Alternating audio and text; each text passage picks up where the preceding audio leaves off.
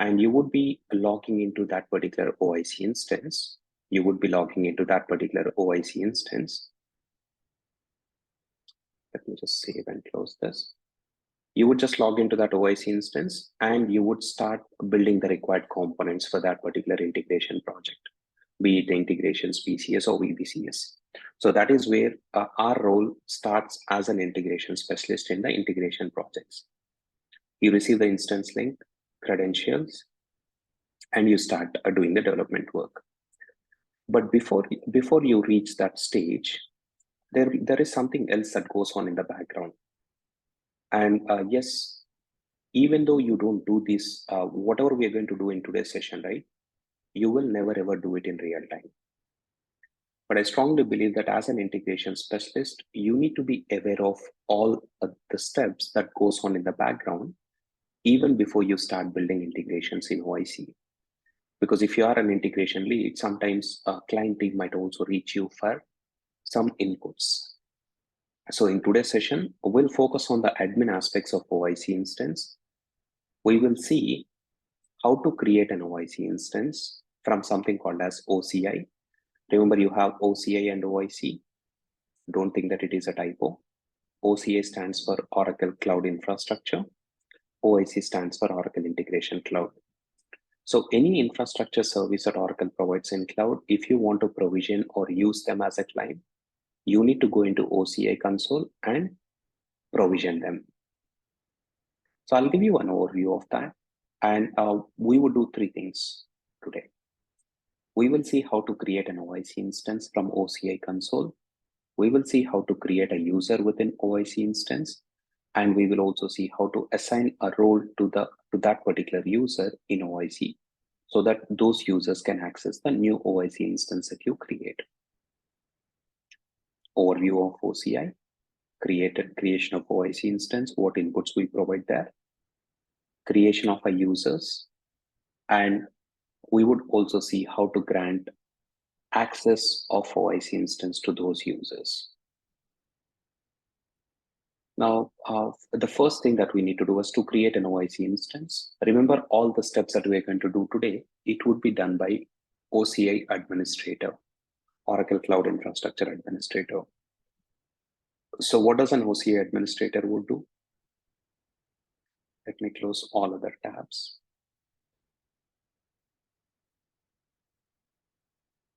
OCI administrator would log into OCI console first.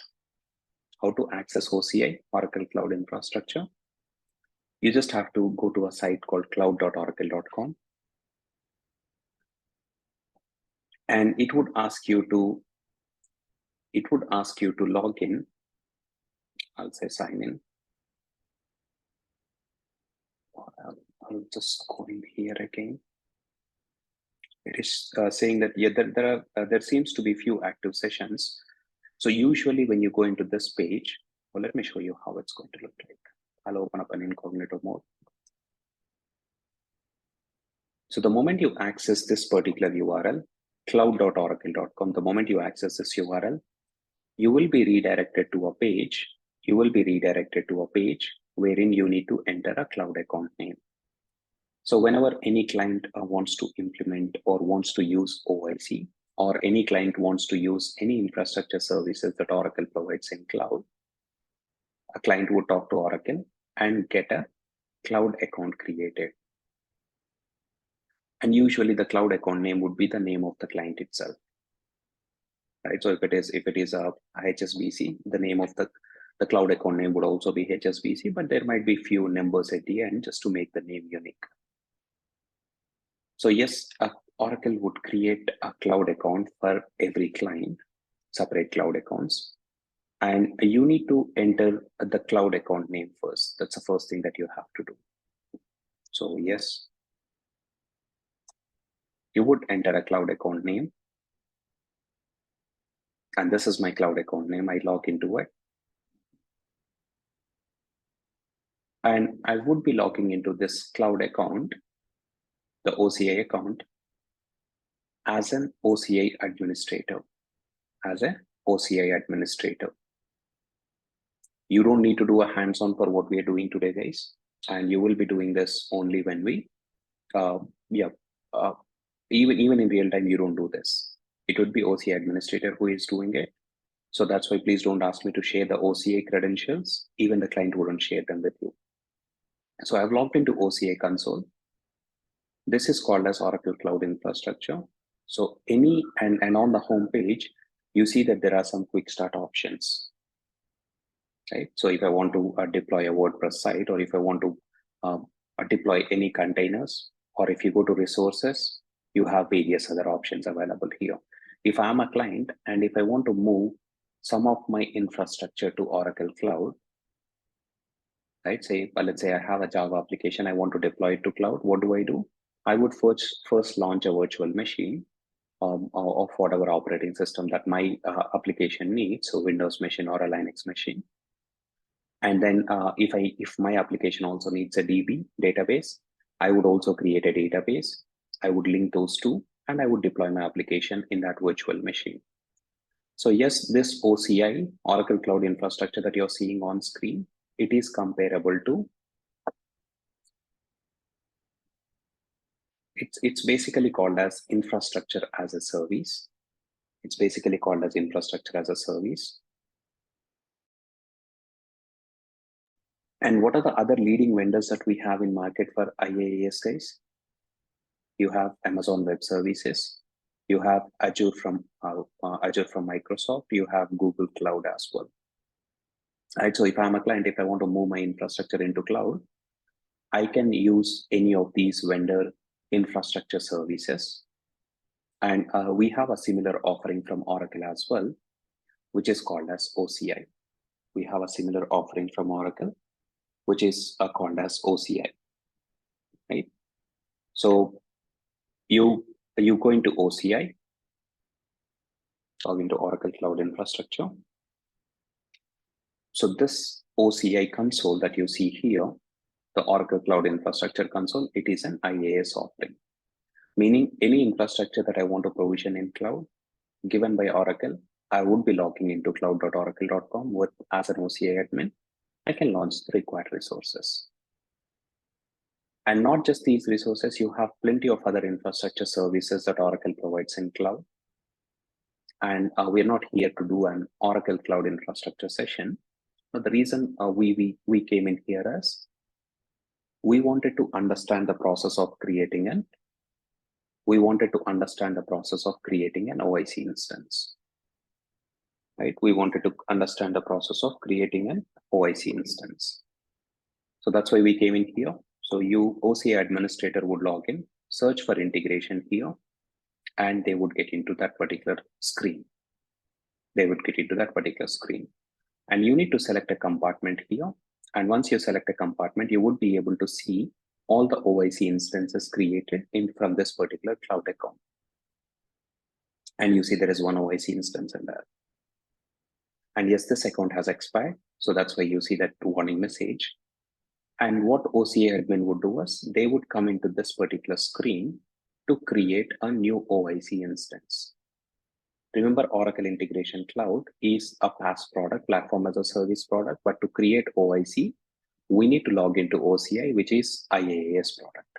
So I logged into OCI, IaaS product to create OIC instance. So I say create instance. Yes, it is not taking me to a new page where I can enter the details. But what OCI administrator would do, they would hit this button. And when OCI administrator hits this button, there are three things that he would be prompted to enter. There would be three things that he would be prompted to enter. What are those three things?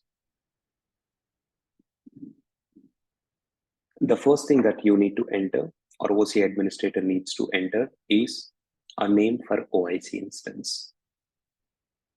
A name for OIC instance. So I cannot hit that create button now because it's expired. But when assume that OCI administrator has hit that button, there are three things that he would enter in that screen. First, a name for OIC instance. And when you name the OIC instance, you follow a specific naming convention there. How do you name the OIC instance, guys? The way you name it is, there would be three parts in it, in fact. First, you mention some identifier related to the client. You mentioned some identifier related to the client. Let's say if you're creating OIC instance for HSBC, you mention the client short name there. And then you would also mention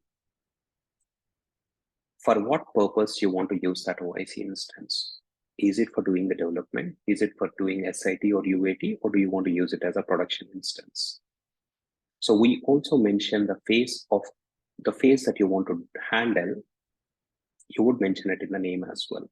So the reason is whatever name you give in the, for the OIC instance, that name would be showing up in the endpoint URL. So once the instance is created, there will be an endpoint URL. There will be an instance URL generated, right? Within the instance URL, you will be able to see the name.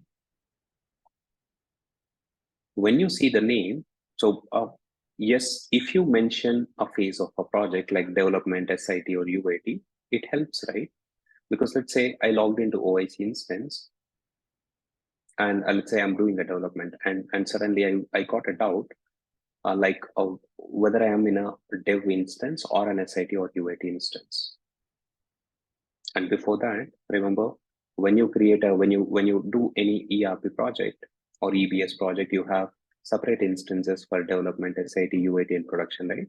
You have separate ERP instances. In a similar fashion, you have separate OIC instances as well for each phase of the project. So if you want to know what OIC instance you are in, whether it is SIT or production, it helps if you see that phase of the project, or if you see that keyword in the link, it helps, right? So one quick look at the URL, I know that I'm in dev instance. Imagine a URL without that. Let's say you have this as a URL. Will you be able to figure out what OIC instance you are in, guys, with the help of a URL which looks like this? Definitely no, right? I have to go back to my Excel and I need to search in it to see what this identifier corresponds to. So to keep it simple, yes, we use a project. Yes, we use a client identifier. We mention the phase of the project, and we also use a keyword called OIC in it. Okay, and we usually don't have space in between those keywords. So this is what we usually use for integration name, instance name. And then the second thing that you have to do is, the second thing that you mention is the edition. And for name of the OIC instance, admin would be able to help himself. But in case of edition, there are two options for him to pick. He would see two options, standard and enterprise. At this point, if you are probably the integration lead, he would ping you and ask you, hi Gopi or Rahul, what is the edition that I need to go for? If you're probably the integration lead, OIC administrator would ping you and ask you, first, should I go for standard edition or enterprise edition? Now, for you to advise him, you yourself need to know what is the difference between these two, right? So if you go into the day one PPT, you go to the last but one slide. Yes, OIC is available in two flavors or two editions, standard and enterprise. In standard, you get two versions or two cloud services in OIC. Remember, within OIC, you have integrations, VPCS and PCS, right? 3 cloud services. And if it is a standard OIC edition, in that standard OIC instance, you only get integrations and VPCS, and you don't get PCS. In enterprise, you get whatever you get in standard edition, like integration plus VPCS, and you also get PCS plus on-prem application adapters. On-prem application adapters. Now, what does an on-prem application adapter mean? It means an adapter. What does an on-prem application mean? First of all, any application which is running on the machines installed on-premise. It could be a database, it could be FTP server, or it could be e-business suite application, it could be PeopleSoft, or it could be any other custom application. So yes, standard, you get integration minus on-prem adapters, you get VPCS, no PCS. In enterprise, you get everything you get in standard plus PCS plus on-prem adapters. So if Gopi is an integration lead, OIC admin pings him, Gopi, which edition I need to go for. So what should Gopi do? He should ask himself two questions. Question number one, so with the visibility he has in a project in that point, he needs to ask himself, do I need a PCS? Do I need to create any approval process, etc. in my project? If the answer is no, Gopi should ask himself a second question. Do I need on-prem application adapters? Do I need FTP adapter, or do I need EBS adapter, etc.? If the answer is no, for PCS and on-prem adapters, what do you have to do, guys? Yes, since we don't need both, Gopi would go back and ask the OIC administrator to go in for standard OIC edition. Now we have a tendency to play it safe, right? So Gopi might think, Prasad, what you're saying is fine. I don't need on-prem adapters or PCS today. What if I need them tomorrow? 2 weeks down the line, I got a new requirement wherein I need to build an approval process in PCS. So even though I don't really need them today, just to play it safe, I'll go ahead and ask the client to go for enterprise edition. I'll ask OIC admin to create it as enterprise. Okay, so there's absolutely no need to play it safe, guys. With the visibility you have at that point, take a decision. Because remember, OIC edition is something that you pick up when you create an OIC instance. And after it is created, also you can edit it and change the edition. So if Gopi thinks he doesn't need on-prem adapters or PCS today, he should ask OIC admin to go in for standard edition. And tomorrow, if he comes across a requirement wherein he had to use either of them, he just have to ping the OIC admin. Please edit the OIC instance that you have created earlier, change the edition from standard to enterprise. Okay, and no price for guessing it right. The cost of enterprise edition would be double that of a standard edition. I don't know the exact dollar terms, but if you're charged $1 for something in standard, it would be $2 in enterprise. So yes, don't go in for enterprise if you don't need PCS or on-prem adapters. But usually, yes, some clients might not need PCS, but most clients would need on-prem adapters. So I would say 10 in 10 integration projects you usually go in for enterprise edition. Unless you only have to build very few integrations wherein you don't need adapters, then you can go in for standard. So this is one thing where client would need your input. OIC instance name, edition. And after that, you also have to enter something called as, you also need to select a number of message packs. So when client creates a new OIC instance, the third thing that he enters is, yes, he enters the name, he selects an edition, and he enters the number of message packs. And the number of message packs you see here, I've created it with one message pack. And it means I can transmit up to 5,000 messages per hour. What does this mean, guys? You need to know,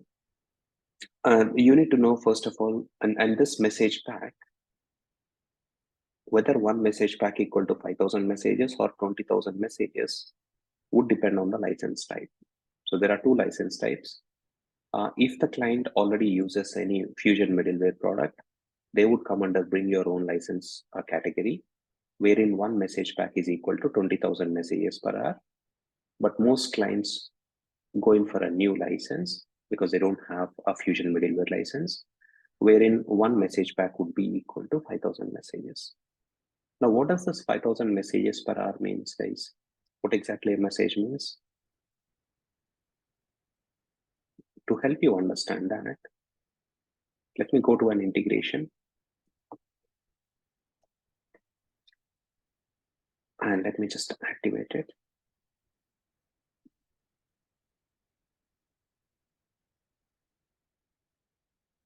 Delete this. So I close this, I'll pick up another API. So this will be the first integration that we're going to create for your batch as well. A simple hello world REST API. And all this REST API does is it takes in first name as input. To that first name, it would prefix hello and give you back a response. And let's say you have created integration. And after you create an integration, you can test it to see if it works as expected. And if it works as expected, you share the endpoint details with the client. So that client would invoke it, or client would trigger it from outside of OIC, from another application, etc. So in this case, I'm triggering an integration. And let's say I pass in the first name as Sachin.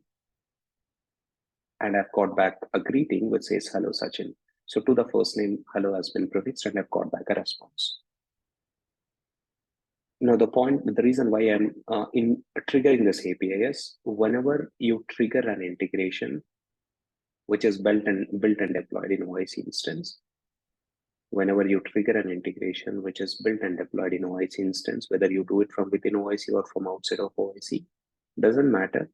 An instance ID would be generated automatically, or a request would be logged in OIC. You can call it request ID or instance ID. It's called as instances in OIC. And any integration which is triggered, yes, an instance ID would be created, and you can monitor them from monitoring section. You can go to the monitoring section, integrations. You would be able to see that REST API that you have triggered, and it says last message has been received just now. One message received, which is processed successfully, and you click on the number, you will be navigated from integrations to tracking, and that integration that you picked up would be applied as a filter. You see the instance ID. And if you click on the first name, you will be able to see what happened within that particular integration as well. Now, to keep it very simple, you said one message pack equal to 5,000 messages, right? One message pack equal to 5,000 messages. To keep it very simple, you can think of one instance ID equal to one message. Meaning, in 1 hour, I can trigger up to 5,000 instances. And those instances could be of one integration or could be of a number of integrations. Okay, to keep it very simple, you can think of one instance equal to one message. But if you complicate it a little bit further, not complicated, if you just deep dive into it, one instance might also be counted as multiple messages. One instance will always be counted as at least one message. But in some cases, yes, if you have created an integration to process a file, in this particular instance, let's say you processed a file, which is say 100 KB in size. Now within an instance, you have a billing size limit of 50 KB.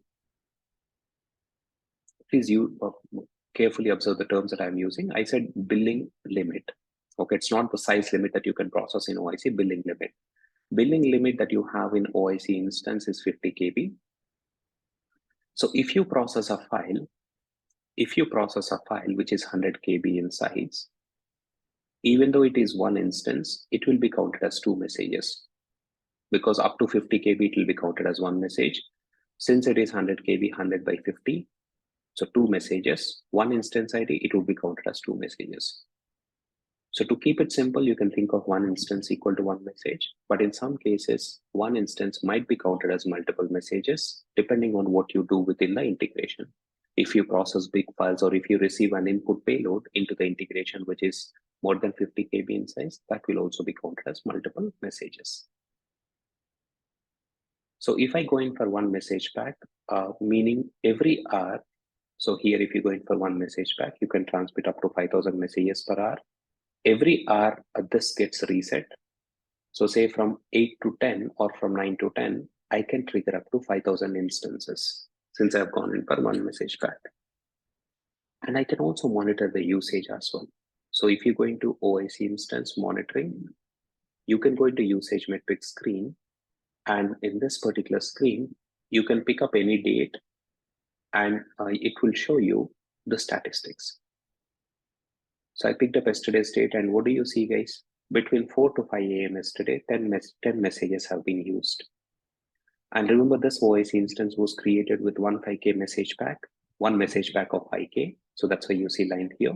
If you create it with 2 message packs, then this line would be appearing here. And every hour you see the messages triggered. Every hour you see the messages triggered. So between 4 and 5 a.m., 10 messages are created here. So which means how many messages were not used in this particular hour, guys? 4,990. Well, what you need to understand is these messages are like you either use it or you lose it. So meaning 4 to 5, I used only 10 messages even though I got 5,000. So I'm left with 4,990 messages. Don't think that those messages get carried forward to the next hour. It doesn't work that way. It is not your Airtel or Jio mobile data pack wherein unused mobile data gets forward, right? Gets carried forward to the next month. It doesn't work that way in messages. Data or instances doesn't get carried forward. So it is like either you use it or you lose it. So at this point also OIC admin might ping you, Gopi, please let me know how many message packs I need to go in for. If you are an integration admin, OIC admin might. Also, if you are an integration lead, OIC admin might reach you for this one as well. Yeah. And again, this is something. Prasad, one question. This is Shweta here. So, have you come across this scenario where, let's say, in production, where the heavy file transfers are taking place, where we crossed 5,000 messages? In that case, billing will be high, or that is not a usual scenario? No, it depends on, there are two things here. So Mm-hmm. yes, we usually ask the client to go in for one message pack, Mm-hmm. and we do it in a dev SIT and UAT, Mm-hmm. and we keep monitoring the usage of it. Okay. And what we do is the moment it crosses 4,000 limit, Mm-hmm. we don't wait till 5,000. The moment it crosses 4,000 limit, if you see that yes, integration messages are reaching almost 4,000, 4,200 odd hours, Mm-hmm. what we do is we increment the message back to 2 so that Okay. this line gets pushed here. Okay. Okay. Yeah, so that's what we normally do. So yes, we push the line not at the last minute or the moment it crosses 4,000, we push it. Just give me one moment, guys.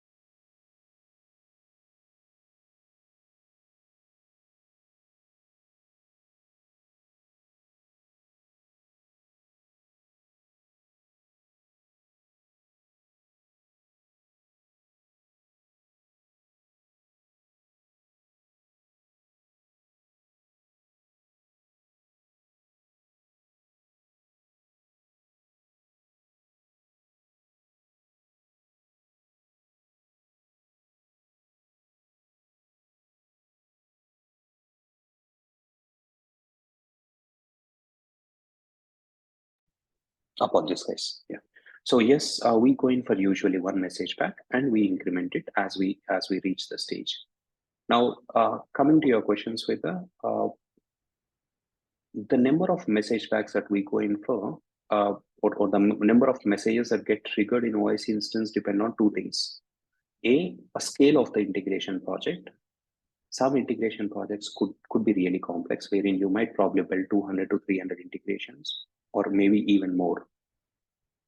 So the scale of integration project matters. And in some integration projects, which might be very small, you might probably build 30 or 40 integrations and you're done with the project. Scale matters. And the second thing that matters is how frequently those integrations get triggered. Are they business event driven integrations? Are they file-based integrations? Are they scheduled integrations where an integration gets triggered every 5 minutes? So the number of integrations and how frequently they get triggered would determine whether 5K message packs would be sufficient for us or whether we should go in for 2 message packs. Usually, 7 out of 10 projects, 5K would be sufficient. But in those 3 other projects, we usually go in for 1 additional pack because you might have created quite a few integrations which get triggered too often. Yeah, And all yes, right. and yes, with a message pack, the billing would obviously change. Okay. Right. Yep. Thank you. So, thank you. And we're done with the second bit. So I created OIC instance. Yes, OC admin has done it, not me. He has given it a name, picked an edition, and I told him what edition he has to go in for and the message packs. So he would enter all the details in this particular screen. So he would go into OIC instance, create it from here, enter those 3 details, and he would say create OIC instance. In less than 10 minutes time, you would see an OIC instance created and it would be up and running. And what does OC admin do? He would copy the URL of the OIC instance and he will ping it to you if in case you are an integration lead. Result, this is the OIC instance that I have created. Go ahead and use it for development. Now, the second thing is, let's say, yes, we created OIC instance. What next? Let's say we have 5 developers or 5 members in the integration team. John Doe is the integration lead, and we have 4 integration developers. Obviously, these 5 members should be able to access OIC instance, right? Whatever we have created. Only then they will be able to do the development work. Now, one important point here, if it is an EBS application or if it is ERP cloud, if it is EBS or ERP cloud, just give me one moment, please.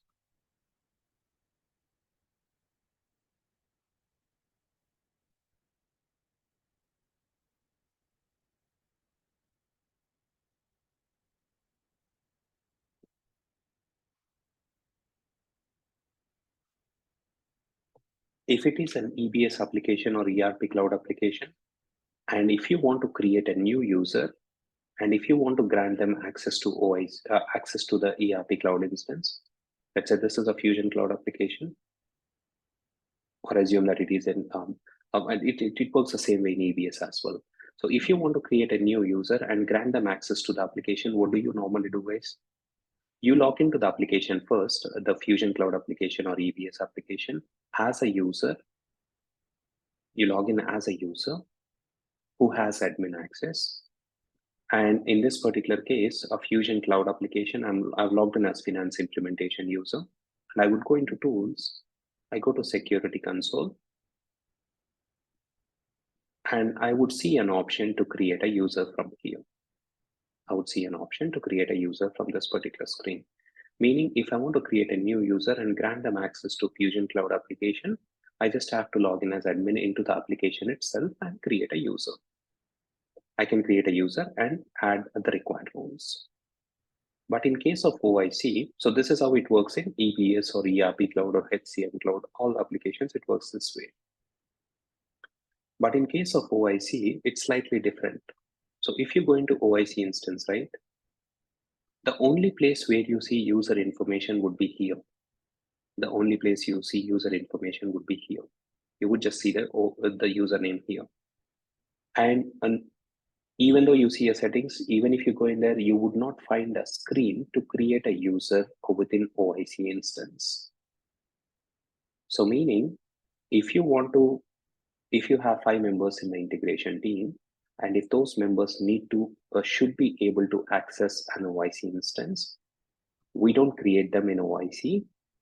Instead, the Oracle integration, so the OIC Oracle Integration Cloud uses something called as IDCS for authentication.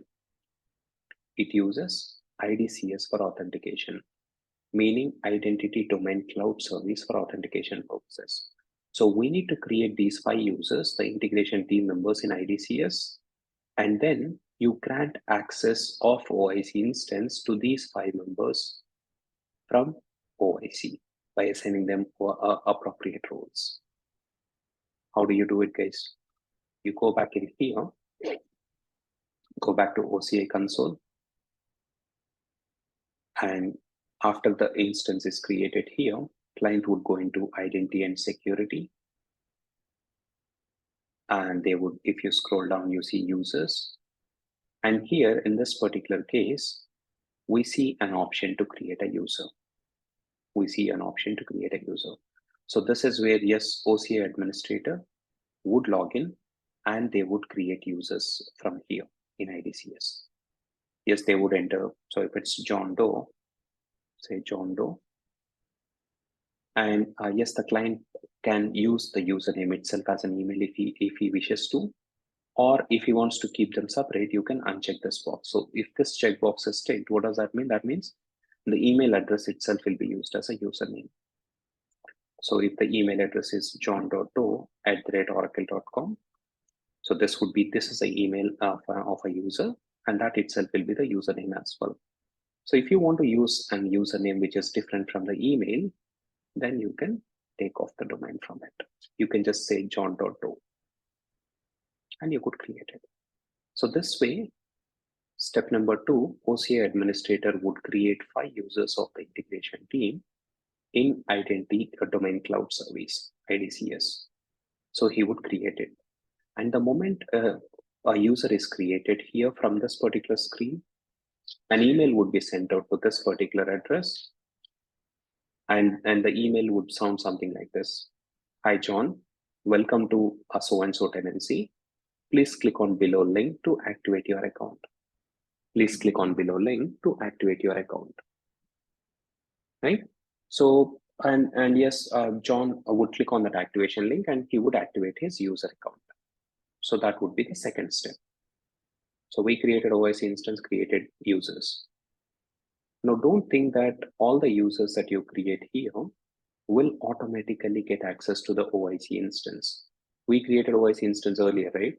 Don't think that the moment you create a user, they get access to it. It doesn't work that way. You need to explicitly grant permission of OIC to the users. How do you do it? Step number 3, you go into Oracle Cloud Services. And remember, I'm saying you do this, right? But in real time, it would be done by OCA admin. So when I say you, I'm referring to OCA administrator, not exactly you as an integration specialist. So here, when you go to Oracle Cloud Services, if you scroll down, you will be able to see Integration Cloud Service here. So whatever OIC instances you created from this tenancy or from this cloud account, it would be visible here and you will be able to see the instance name. If you have 4 instances, dev, SIT, UAT, and production, you would see 4 OIC instances here. So this is your dev instance. And let's say I created 4 users or 5 users, and I want to grant them access to this OIC instance. How do? I come into OIC instance, scroll down, and when you scroll down, you go into users tab. And here you have an option. When you go to users, you see the users. When you click on users tab, you would be able to see the users who have access to this OIC instance at the moment. And there are 3 users who have access to it.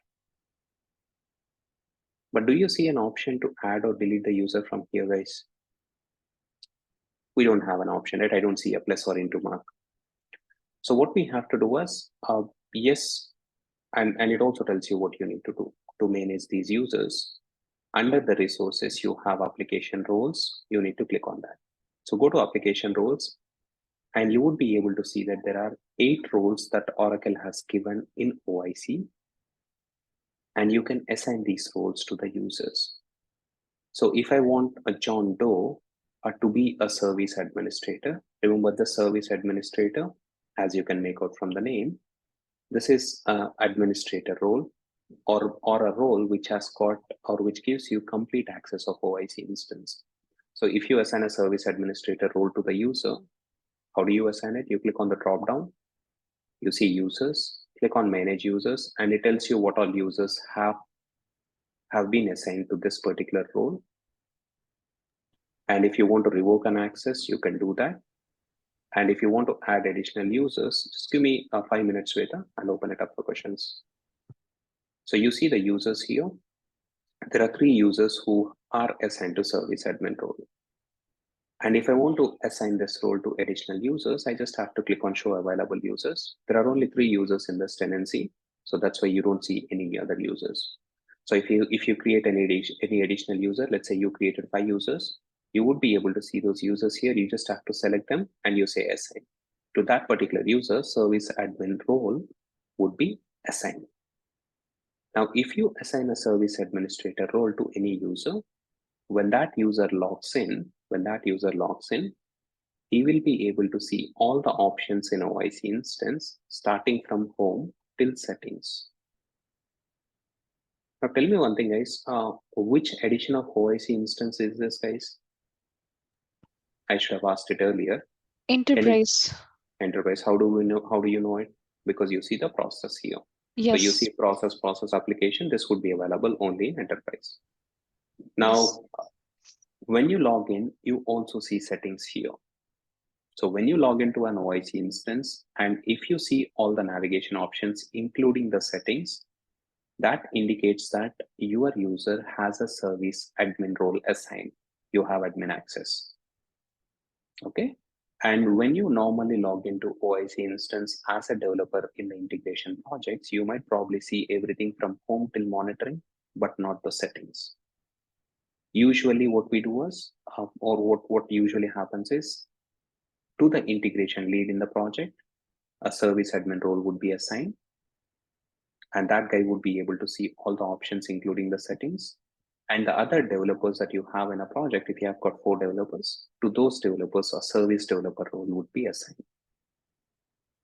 And how do you assign it? You go in here, click on manage, look at the users. You have 3 users, select them, and you say assign. So the moment you say assign to these, all these users would be added as a service developer in the application. Service developer is like admin minus the settings. So yes, if you assign a service developer role to any user, that guy would be able to do all the development work. And you could see that there are 6 other roles as well here, right? Apart from administrator and developer. You don't need to do a PhD in on each of these roles, what exactly they are meant for.